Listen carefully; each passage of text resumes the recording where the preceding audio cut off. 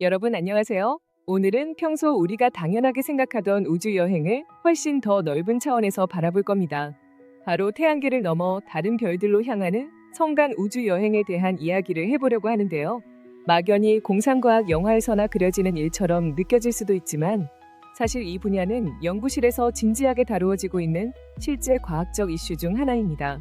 왜 우리는 아직 다른 별로 가지 못했을까라는 질문부터 정말로 다른 항성계에 도달하는 게 가능하기나 할까? 라는 근본적인 고민까지. 오늘 우리가 나눌 이야기는 과학, 공학, 우주물리학이 뒤섞인 거대한 퍼즐입니다. 우리가 직면하는 첫 번째 거대 문제는 어마어마한 거리입니다. 가까운 별 프록시마 센타우리조차 광속으로 약 4.2년이 걸리는 거리죠. 빛의 속도로 가도 4년. 현재 인류가 보유한 가장 빠른 우주선으로는 수천 년이 걸리는 수준입니다. 지금 우리가 가장 빠르다고 말하는 탐사선조차 프록시마 센타우리에 도착하는데 무려 7,000년 이상 걸릴 거라는 계산도 있습니다. 말 그대로 한 문명이 일생 동안 관측하고 번영하는 시간보다 더 긴 기간이 필요할 수도 있다는 거예요. 물론 최근 들어 브레이크스루 스타샷 같은 프로젝트를 통해 작은 우주 돛담배를 레이저로 밀어 광속을 20% 정도까지 가속하는 구상이 진지하게 논의되고 있습니다. 만약 그런 기술이 현실화된다면 약 20에서 30년 안에 가까운 별 주위에 도달해 그 환경을 관측할 수도 있겠죠. 이건 분명히 한 걸음 진보한 모습입니다. 그러나 이런 작은 탐사선이 아니라 사람을 태운 유인 우주선으로 생각하면 상황은 훨씬 복잡해집니다.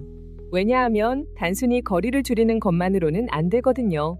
두 번째로 고려해야 할 문제는 바로 성간 매질입니다. 우주 공간은 사실 완전히 텅 빈 진공이 아닙니다. 미세하지만 확실히 존재하는 가스, 먼지, 미소 유성체, 그리고 고에너지 우주선들이 빛에 가까운 속도로 질주하는 우주선을 공격하듯 때릴 가능성이 있습니다. 빠른 속도로 날아가는 우주선에게 밀도가 낮은 기체나 티끌 하나도 총알처럼 치명적인 충격을 줄 수 있습니다. 우주 왕복선이 지구 대기권에서 작은 유성체와 충돌해도 커다란 충격을 받는데 성간 공간에서는 그 강도가 비교가 안 될 정도로 커질 수 있습니다. 실제로 연구진들은 초고속 우주 비행체에 미칠 이러한 영향들을 계산하고 있습니다. 예를 들어 빛의 20% 속도로 날아가는 우주선의 앞부분은 매 4광년마다 수밀리미터 정도씩 깎여나갈 수 있다는 추정도 있습니다. 이는 미세한 티끌과 가스 입자들이 끊임없이 충돌하면서 마치 샌드블라스트로 금속 표면을 갈아내듯 선체를 파괴하는 것이죠. 이를 막기 위해서는 두꺼운 보호막이 필요합니다. 물, 티타늄, 심지어 납이나 탄소 복합재 같은 강력한 차폐 물질이 고려됩니다. 하지만 방어막이 두꺼워질수록 우주선의 질량은 증가하고 가속에 필요한 에너지가 기하급수적으로 커지죠. 결국 물리적 충돌 문제를 해결하는 과정 자체가 더 큰 에너지 문제를 낳는 악순환에 빠질 수 있습니다. 세 번째 난관은 바로 방사능 및 우주방사선 문제입니다. 우리가 우주선 안에서 몇 년만 머물러도 우주방사선 노출이 커다란 문제인데 성간 여행처럼 수십 년, 수백 년에 걸쳐 진행되는 임무에서는 방사능 차폐가 필수입니다. 고속으로 이동하는 중성자나 양성자, 극초단파의 에너지 입자들은 쉽게 인체에 치명적인 손상을 남길 수 있습니다.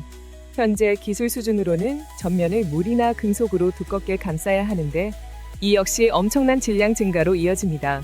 게다가 광속에 가까워질수록 고에너지 입자들의 충돌 각도와 에너지는 더 치명적으로 변하고 종국에는 핵반응로 코어에 해당하는 수준의 방사선량을 견뎌야 할 수도 있습니다.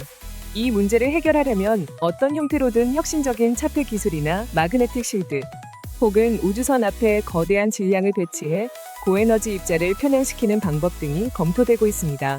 네 번째로 이야기할 점은 시간과 경제성입니다. 기술적으로 성간 여행이 가능하다고 해도 이를 위해 필요한 자원과 비용, 그리고 그 긴 시간 동안 인류 문명이 유지될 수 있는가 하는 질문은 또 다른 차원입니다. 예를 들어 인류가 몇십 년에서 몇백 년 주기로 항성간을 여행한다고 해보죠. 그동안 지구에서는 기술이 진화하고 사회가 변화하며 출발한 우주선의 목적이 무의미해질 수도 있습니다. 경제적 관점에서 성간 여행은 극단적으로 높은 비용을 요구하며 그 투자 대비 성과를 언제 거둘 수 있을지 불분명합니다. 이런 현실적인 장벽은 단순히 기술적 문제 이상으로 성간 여행의 실현 가능성을 낮추는 요인이 됩니다. 그렇다면 이러한 극복 불가능해 보이는 벽들 앞에서 우리는 정말 아무것도 못한 채로 갇혀 있어야 할까요? 최근에는 초소형 탐사선과 레이저 추진, 핵융합 혹은 반물질 추진 개념, 심지어 워프 드라이브나 극한 조건에서의 양자장 이론 등과 같은 아직은 공상과학에 가까운 개념들까지 검토되고 있습니다. 또한 단순히 인간이 직접 타고 간다라는 전통적 사고에서 벗어나 인공지능과 로봇을 이용한 장기적 비유인 탐사로 전환하는 방안도 있습니다. 사람 몸 대신 AI 시스템과 자동화 생태계를 보냄으로써 방사선이나 생존 환경 문제를 완화하고 목표 지점의 환경과 자원을 활용해 확장하는 식의 개척 전략도 논의됩니다. 이러한 과정에서 우리가 얻을 수 있는 교훈은 성간 여행이 결코 단순한 꿈이 아니라는 것입니다.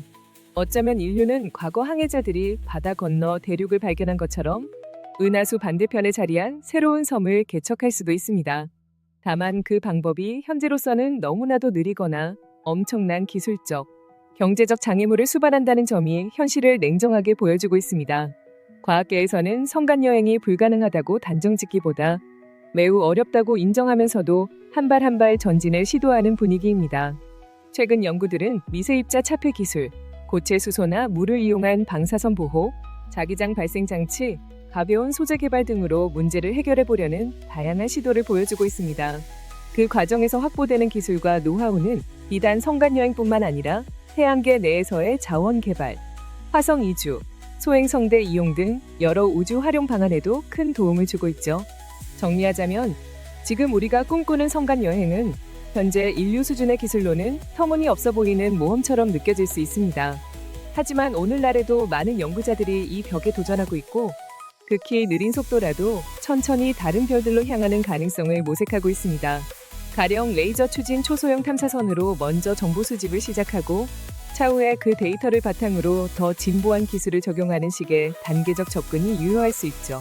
우리가 만약 성간 여행에 성공한다면 그 순간은 인류 문명의 패러다임을 근본적으로 바꾸는 역사가 될 것입니다. 당장 내일 혹은 이번 세대에 실현되긴 어려울지 모르지만 장기적으로 보면 성간 여행은 인류의 야망 그 자체입니다. 저 너머 어딘가에 존재할지 모르는 외계 생명체나 또 다른 거대한 문명이 우리를 기다리고 있을지도 모릅니다. 오늘 이야기한 난관과 기술, 그리고 연구 동향을 통해서 여러분도 성간 여행이라는 거대한 도전에 대한 한층 깊은 이해를 얻으셨기를 바랍니다. 우리를 둘러싼 우주가 얼마나 광대하고 그 광대함을 가로지르는 일이 얼마나 어려운지 깨닫는 것, 그리고 그럼에도 불구하고 앞으로 나아갈 길을 고민하는 것, 그것이 바로 인류가 우주를 향해 내딛는 첫걸음일 것입니다.